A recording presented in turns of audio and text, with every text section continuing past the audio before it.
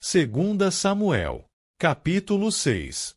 Mais uma vez, Davi reuniu todos os homens escolhidos de Israel, 30.000. E Davi se levantou, e foi com todo o povo que estava com ele a Baalim de Judá, para trazer de lá a arca de Deus, cujo nome é chamado pelo nome do Senhor dos Exércitos que habita entre os querubins. E eles colocaram a arca de Deus sobre uma carruagem nova, e a retiraram da casa de Abinadab, que ficava em Gibeá, e Uzá e Aió, os filhos de Abinadab, conduziram a carruagem nova. E eles o retiraram da casa de Abinadab, que ficava em Gibeá, acompanhando a arca de Deus, e Aió seguiu adiante da arca. E Davi e toda a casa de Israel brincavam diante do Senhor com toda sorte de instrumentos feitos de madeira de cipreste, também com harpas, e com saltérios, e com adufes, e com cornetas, e com símbalos.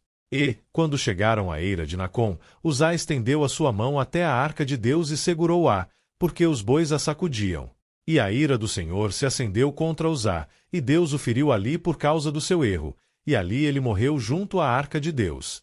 E Davi ficou aborrecido, porque o Senhor havia feito uma brecha sobre Uzá, e ele chamou o nome do lugar Pérez Uzá até este dia.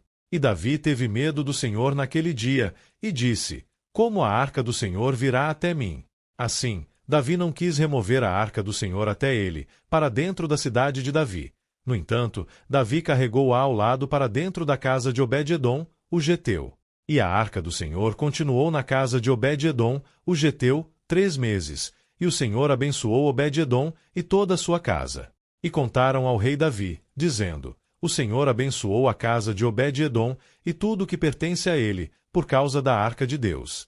Então Davi foi e fez subir a arca de Deus da casa de Obed-edom até a cidade de Davi com júbilo. E assim sucedeu que, quando aqueles que carregavam a arca do Senhor haviam avançado 6 passos, ele sacrificou bois e novilhos cevados. E Davi dançou diante do Senhor com toda a sua força, e Davi estava cingido com um éfode de linho. Assim, Davi e toda a casa de Israel fizeram subir a arca do Senhor com brados e com o som de trombeta. E quando a arca do Senhor chegou dentro da cidade de Davi, Mical, a filha de Saul, olhou através de uma janela, e viu o rei Davi saltando e dançando diante do Senhor, e ela o desprezou no seu coração. E eles trouxeram para dentro a arca do Senhor, e a colocaram no seu lugar, no meio do tabernáculo que Davi havia armado para ela. E Davi ofereceu ofertas queimadas e ofertas de paz diante do Senhor. E tão logo Davi tinha terminado de oferecer ofertas queimadas e ofertas de paz, ele abençoou o povo no nome do Senhor dos Exércitos.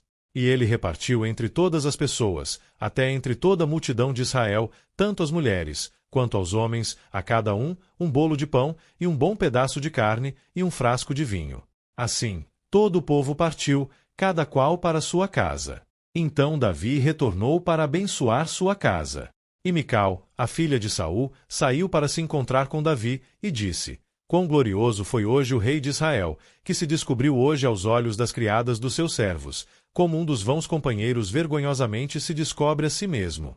E Davi disse a Mical: Foi diante do Senhor, que me escolheu diante do teu pai, e diante de toda a sua casa, para me estabelecer como soberano sobre o povo do Senhor, sobre Israel. Portanto eu quero me alegrar diante do Senhor. E, ainda serei mais vil do que isso, e serei humilde à minha própria vista, e das criadas das quais tu falaste, por elas serei tido em honra. Por isso, Mical, a filha de Saul, não teve filho até o dia da sua morte.